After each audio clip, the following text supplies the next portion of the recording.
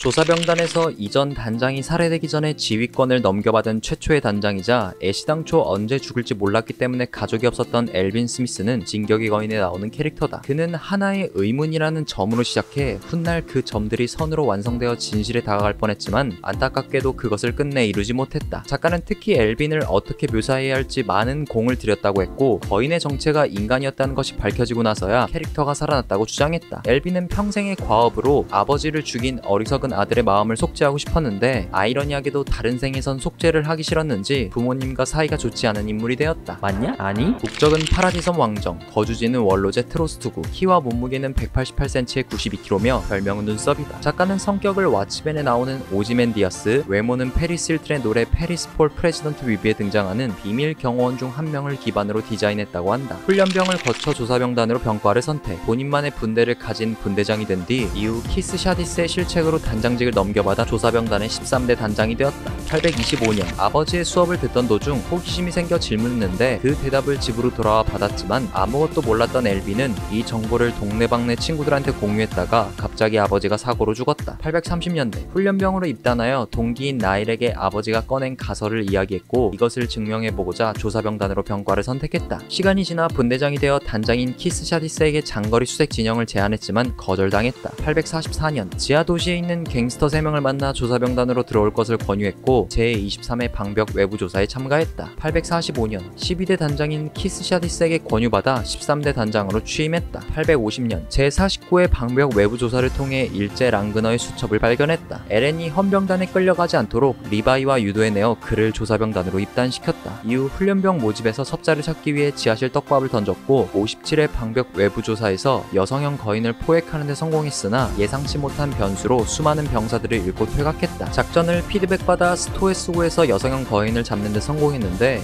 이후 두 거인이 에렌을 납치해가서 다시 탈환하며 대가로 손을 잃었다. 중앙 헌병단에게 모진 고문을 받으며 처형 직전까지 갔지만 도움을 받아 월마리아 탈환 작전까지 단장으로서 참가했다. 이때 희망조차 없는 상황에서 부하들을 고무시키기 위해 선봉장으로서 돌격하여 날아오는 돌에 맞아 가사 상태에 빠졌으나 최후의 2인에서 리바이의 선택을 받지 못하여 사망했다. 통찰력 있고 지적이며 존경받는 유능한 단장이자 항상 침착하고 진지했으며 부하들과의 신뢰 그리고 옳은 판단을 통해 합리적인 기준을 만들었다. 또한 어렸을 적부터 호기심이 많아서 보이는 것을 그대로 받아들이지 않았으며 논리적인 웅변으로 다른 이들에게 자신의 생각과 판단을 전했다. 또한 그는 지속적인 저울질로 득과 실을 따졌으며 여기서 본인이 실이 될지라도 인류의 득이 된다면 자기 희생을 통한 각오도 보였다. 능력치가 5점 이하가 없을 정도로 높은 능력치를 보유하고 있고 총 평가가 무한대라는 경이로운 평가가 있는데, 엘빈의 능력은 지휘관이라면 가져야 할 마음가짐에서부터 남들과 달랐다. 특히 두뇌나 행동력은 괴를 달리했는데 스파이를 색출할 때도 작전을 짜는 과정이라든지 혹여나 계획에 실패하더라도 바로 다음 수를 생각하여 빈틈을 메꿔버렸고, 즉각적인 피드백을 받아 수정하는 등 협조성이 높은 편인데도 상대적으로 낮아 보였다. 또한 전투에서 어쩔 수 없이 희생되는 병사들이 있었는데 이들과 마찬가지로 본인도 언제 죽어도 이상하지 않다는 냉정함은 리더로서 귀감을 나타냈다. 처음엔 모든 것을 버릴 각오가 되어 있지 않았던 그는 개인적인 꿈과 동기 그리고 본인이 하는 행동이 옳은 것인지 항상 의문을 제기했다. 자신의 어리석은 과오로 인해 아버지가 죽은 것에 대한 죄책감과 자기 혐오에 빠져 삶에 대한 큰 미련은 없었고 인류의 번영과 승리만이 그의 인생의 전부였다고 했지만 사실 전부 본인의 개인적인 야망을 위해 수많은 사람들을 희생시켜 죽기 전 마지막 회고를 통해 삶에 대한 미련과 후회를 전했다. 병사들 앞에선 최고의 지휘관이나 동시에 주어진 숙제가 너무나도 어려웠지만 어려웠기 때문에 더욱더 풀고 싶던 욕망을 가진 캐릭터였다. 선택과 집중을 통해 최대한 이득을 극대화시켜 과정들이 복잡하고 까다로웠는데 패배에 젖어있던 인류에게 승리가 무엇인지 알려준 인물이었고, 똑똑한 인물이 어떤 것에 심취해 있으면 소위 총대를 매야 하는 안타까운 입장이기도 했다만, 아이러니하게도 이러한 총대는 1970년 1월 20일에 후조가의 아들로 탄생하여 끝났다.